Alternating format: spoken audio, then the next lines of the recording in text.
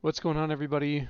Brezzy43 here. I am back with our next video. I hope you all are enjoying Series 12 action. Today's video is going to be a little different. I'm actually going to be doing a tier list today for Dynamax moves. So the game's been out now for quite a while, 2.5 years roughly. And so we're a little late to the party on this. I know that a lot of other content creators have already talked about this, but the reason why I wanted to talk about this is that I actually got into I actually saw a conversation today happening in the VGC chat room on Showdown where some players didn't know what all the Dynamax moves did and were questioning which ones were best, why certain ones were bad, and I thought it would be a good idea to jump into why certain max moves are better than others and sort of rank them as to which ones are the best. So we're going to be doing that today. Before we jump in, as always, hit that like button, leave a comment, subscribe. Anything you do that can support me is really appreciated. I always love hearing from you all in the comment section, and I really appreciate all the support. So let's go ahead and jump in. So we're going to be looking at this. It's going to be pretty straightforward for the most part. But I pulled up Showdown because I also wanted to pull up some Pokemon as we talk about why certain types are ranked certain ways. So first and foremost, we're going to be sort of talking about what exactly these max moves are. So in Sword and Shield, Pokemon created there's 18 types, right? And each move, and as a Dynamax move, has a secondary effect. Four of them set up a weather, four of them set up terrain, and then the remaining 10 increase or decrease a stat of your opponents, right? So, by nature of these abilities, it's actually crucial to note that the ones that increase your own Pokemon stats are going to be better and higher ranked than the ones that decrease your opponent's stats. So, what I mean by that is that if your opponent switches out, or if you use a move that reduces your opponent's damage, let's say, or their speed, and they switch out, or their Pokemon faints, you no longer have that speed reduction on their side of the field. So, for example, if you're running a Pokemon that is dropping your opponent's speed, you're going to be faster than their Pokemon, as long as that Pokemon remains on the field. So the ones that boost your own stats rather than reducing your opponents are going to be quite a bit better. So first and foremost, we're going to start with the best type. I don't think we're going to have an F tier, but basically S is going to be the best type, the best coverage, or the best max move. Why? Like, there's only going to be a couple of them here. Basically, any Pokemon that has access to these moves is going to. Sorry, I gotta mute this quick. Each Pokemon that has access to um, these moves are going to try to splash them into their move pool to gain access to them because they are such powerful max moves. Um, and that you'll typically see that in the teams that you're playing against, where people have these moves on their team in order to, because the Dynamax moves are just so incredibly powerful. Okay, we're all set. So first and foremost, the S tier is going to be flying.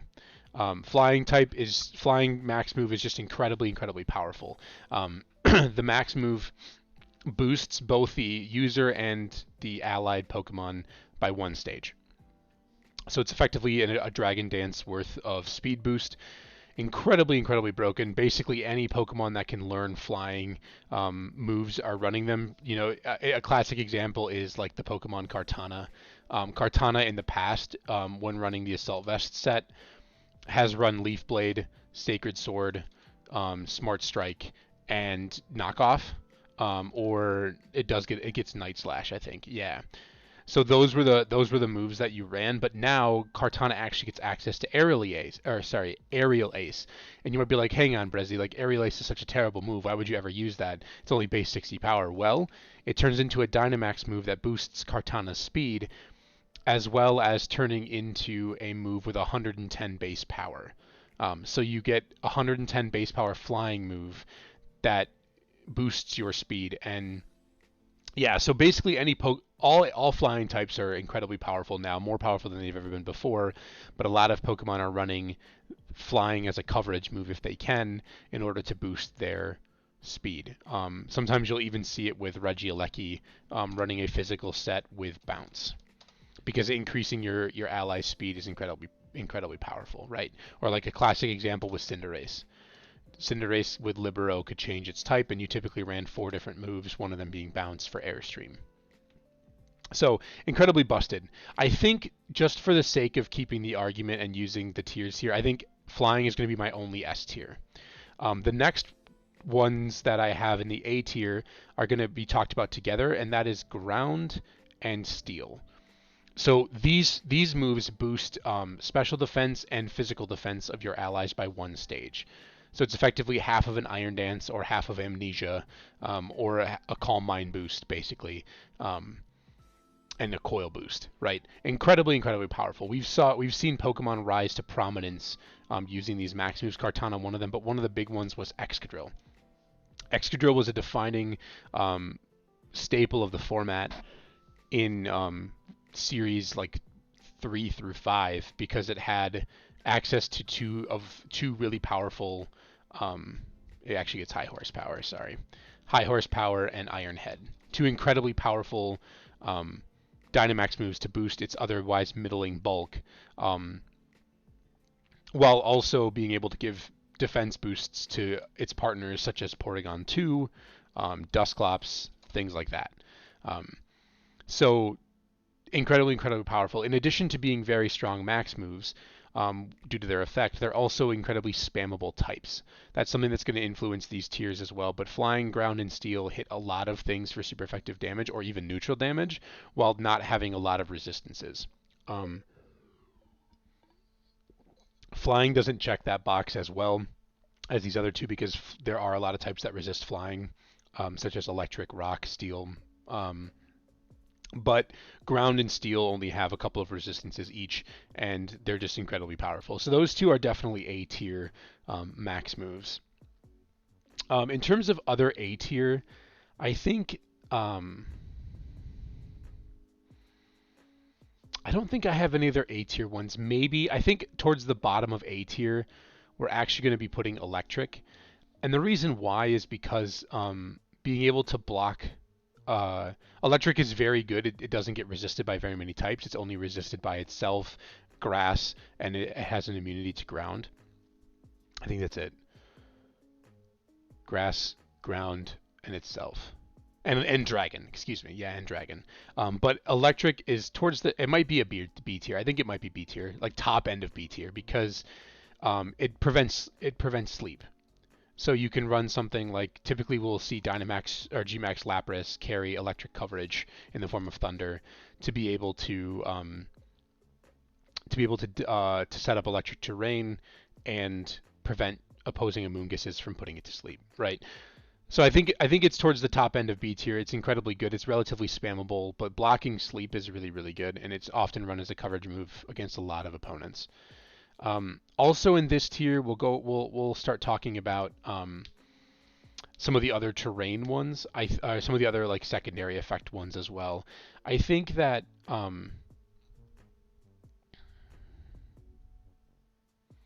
think Dragon also fits into this category, mostly because like it does a pseudo impression of Steel while still being relatively spammable. Dragon type move coverage is typically you don't usually run it as a coverage option, but Pokemon like Palkia that we're seeing in Series 12, Palkia can run Earth Power as well as Spatial Rend.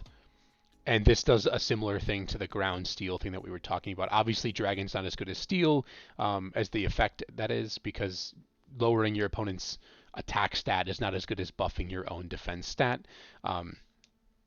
But it does provide a similar role when you're trying to protect yourself defensively. So Palkia is able to boost its special defense and lower your opponent's physical attack stat via the max moves, which is part of the reason why Dragon crawls into the B tier here.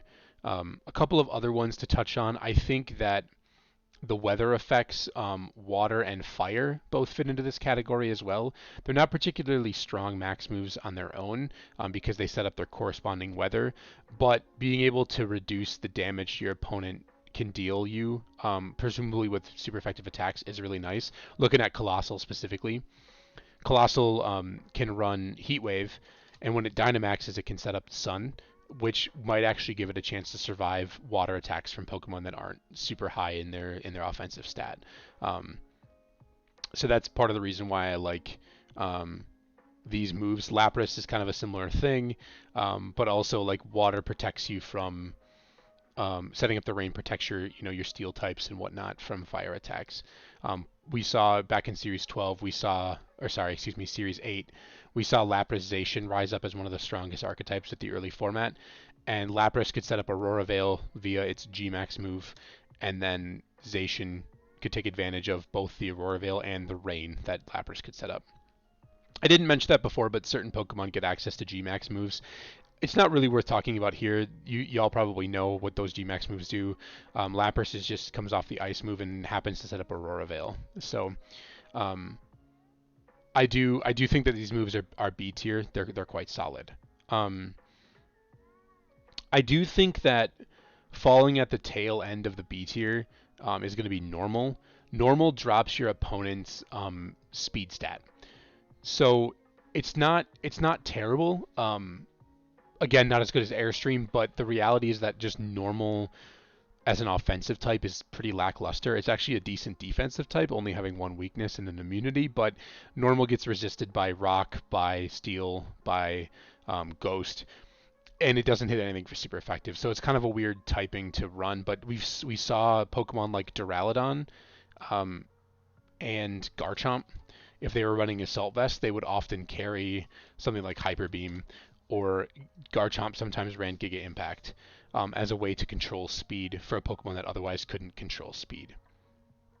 Um, so that, in my opinion, that makes it kind of fall into the B tier. I think controlling speed is really good, and just in general, being able to attack first is a really big deal. Regigigas is another one that gets access to really strong normal type attacks that are actually stab. And you can, Dynamax this thing, run a Life Orb, drop speed of your opponent to be able to catch up on speed as well. What other B tier types do we have? I think Ghost and Dark fall into the B tier. Um, Ghost might fall into the C tier.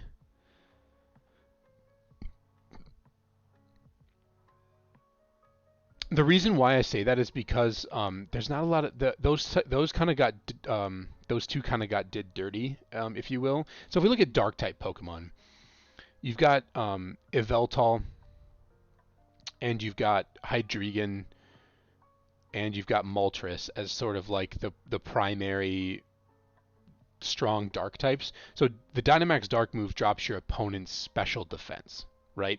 But the whole point of dropping your opponent's special defense is that you have to have either the user of the move or your opponent's Pokemon or your ally Pokemon take advantage of them having reduced special defense, right? So Yveltal and Hydreigon and Moltres were examples because they are good special attackers. But if we look at like Tyranitar, for example, is a Dark type that doesn't take advantage of this.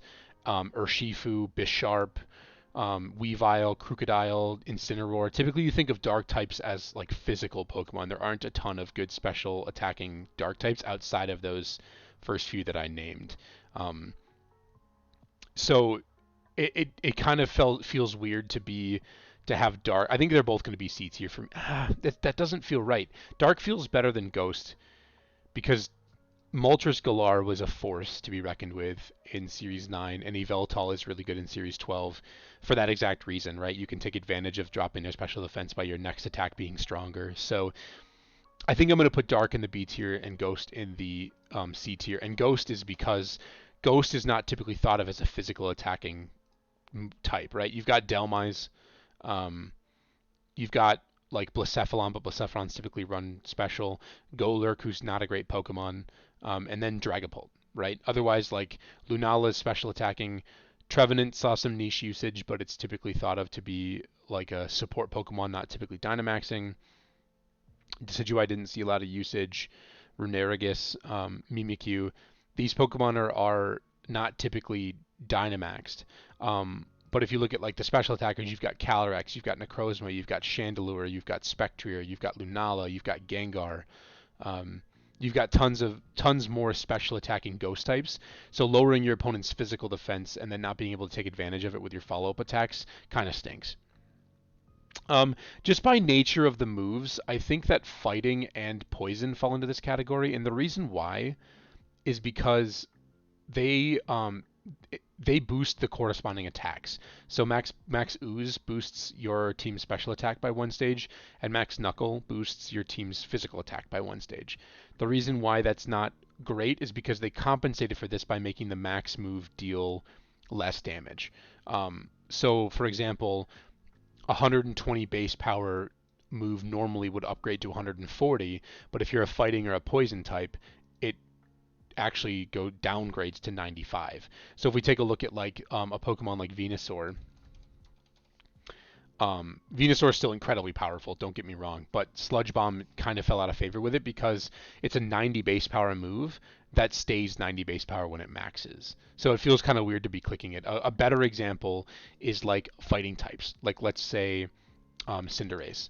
Like Cinderace sometimes carried High Jump Kick as a coverage move, but High Jump Kick has 130 base power, which would normally make it into a 140 base power move, but it drops to 95. So you're actually better off not Dynamaxing and using a fighting move, unless you're trying to offset Intimidate drops or something. Urshifu is another good example of this. Conkeldurr was a Pokemon that saw tons of usage in early metagame, and Conkeldurr had didn't never really wanted the Dynamax because it lost power on close combat. It went from 120 to base 90. Urshifu has close combat and has Wicked Blow, and so Wicked Blow will drop their special defense unless you run the Gmax version, and then close combat is just weaker, right? So they kind of got done dirty for that reason. I think it's a good balancing thing. I completely agree with it. But you don't typically see Pokemon run those moves unless they're just hurting for coverage options, right? Or they're dynamic in terms of like Kartana, like we talked about, or like Thundurus. Defiant Thundurus has been a prominent Pokemon in this metagame, and Thundurus typically will carry Superpower as a way to hit certain Pokemon, and just because you don't have that many other good coverage options, right? So that's where I put those two. I think we're on track so far. Um, I actually think Rock goes in the C tier. Rock is actually pretty decent because it sets up Sand, which allows you to then take advantage of the special defense boost if you're a Rock type, specifically a Pokemon like Tyranitar, or even more importantly, Stakataka, also Neolego, and Rhyperior. These were all rock type Pokemon that saw a lot of success throughout different formats. And they can get, in the case of Tyranitar, it already sets it up. But in the case of these other three, they get a huge special defense boost for setting up the Sand, which is really, really good. So Rhyperior gets the special defense bonus. Neolego gets even more special defense. Stakataka gets even more special defense. So the rock move is, I don't think the rock move is better than fire and water just because there aren't as many good rock types as there are water and fire types. But I think it might be unfair to put it this low. It might be towards the top end of these Pokemon, of these moves. I think I might put it here. But it's just not as ubiquitous as these other moves. Maybe I'm just overvaluing water and fire. I'm not sure. I think I like where they are. Water and fire are like you typically see, Pokemon like Primarina and Lapras were really good. Um, Kyogre can Dynamax reasonably well. Palkia, um, and then fire. You've got Colossal. You've got Charizard. You've got yeah. I think I like where these are, but I think Rock is actually the next best weather. Um, in the abstract, Sand is better than the other two, but as a max move, I think it's these two. Rock just doesn't really hit that much for super effective damage, and it doesn't boost your next attack. It does give you nice defensive bonuses, but you can actually like deal more damage with your next attack by setting these other two up. The last one in the C tier, I think, is going to be. I think we'll just put the remaining three here that belong in C tier: Fairy, Grass, and Psychic. These three set up their corresponding terrains: Misty Terrain, Grassy Terrain, and Psychic Terrain. This is in no particular order, but it's just that typically Fairy type Pokemon don't Dynamax, and if they do, they don't usually click Fairy moves, right? So if we just take a look at like common Fairy types, they just typically aren't run offensively out. Like Zacian can't Dynamax. Let's sort by base stat total. So Tapu Fini did Dynamax a bit, but it often clicked water attacks. Sometimes it would click Fairy, and Fairy was fine, but the terrain doesn't boost itself, it only prevents sleep. Togekiss did Dynamax a lot, but Togekiss typically ran flying moves and then just used Fairy to cover things. Same with Primarina. Primarina was kind of the same thing. It clicked water attacks a lot of the time, but had Fairy as a strong coverage option. Hatterin's Fairy move was actually a Gmax move. So it's just that the Fairy types in general just didn't typically click the max moves. So I think Fairy is the weakest of all three of the terrains. And actually, maybe to compensate for my list here, maybe I'll just do this. I think this might make more sense. Grass sets up Grassy Terrain, which is really strong for making your next grass attacks better. It's good at overriding opposing terrain if you need to. And giving the extra leftovers recovery at the end of the turn is really good.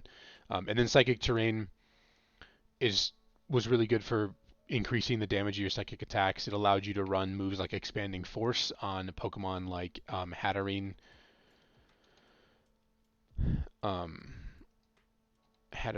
and Reuniclus. These Pokemon could run Expanding Force, and then on the last turn of Dynamax or one of the last turns, you could try to set up Psychic Terrain, and then you could start picking up extra damage afterwards, which was really cool. So these two I think are better than Fairy because they actually increase your damage. They're just not very spammable, right? Like there aren't a lot of grass types that Dynamax outside of Venusaur, who has a Gmax move instead, Kartana, and sometimes Rillaboom. And Psychic is kind of the same thing. Hatterene, maybe Calyrex, Reuniclus in the past, things like that. So those are there. And then unfortunately our bottom two are just kind of the bottom two always. I think Ice is better than Bug, but they're both pretty bad. Bug, in theory, wouldn't be as bad as you would think. It drops special attack from your opponent, but the reality is that Bug is just not a good offensive type. It gets resisted by way too many things that it's often not worth wasting a turn of your max to drop your opponent's special attack if you're not going to deal them much damage. The only Pokemon that sometimes ran Bug coverage as a max move was like Durant, but Durant typically did not do that either. So it's hard to say for sure. I just know that Bug is just not a good offensive type, and therefore it's just often not worth it. Typically, sometimes you saw it from like AV Landorus. If they ran U-turn and they maxed, you could do that. But yeah, Bug is just not a good offensive type. And then Ice sets up Hail. It's good for, hitting some, like Calyrex is kind of forced. Calyrex, Ice, and Glastrier are kind of forced to use it. But it doesn't give you any other benefits besides chip damage, so it's towards the bottom. So yeah, I think this is the list that I like. I hope you found this all educational. Max moves are really interesting. They're basically just a sequence, three sequential Z moves, but your opponent gets access to them as well, and you double your HP. So Dynamax as a whole is just a very powerful mechanic. But I do think that what we have here is pretty close to what a lot of players would agree with. Maybe they'd rotate some things around, but I do think that if you're looking for coverage moves, you want to prioritize these top four, and then maybe think about terrains or things of that nature. But ultimately, these top three are the best of the best, and typically that's why you'll see a lot of Pokemon carrying those as coverage moves if they have them. So yeah, thank you so much for watching. I hope you all enjoyed this, and I look forward to seeing you all in our next video.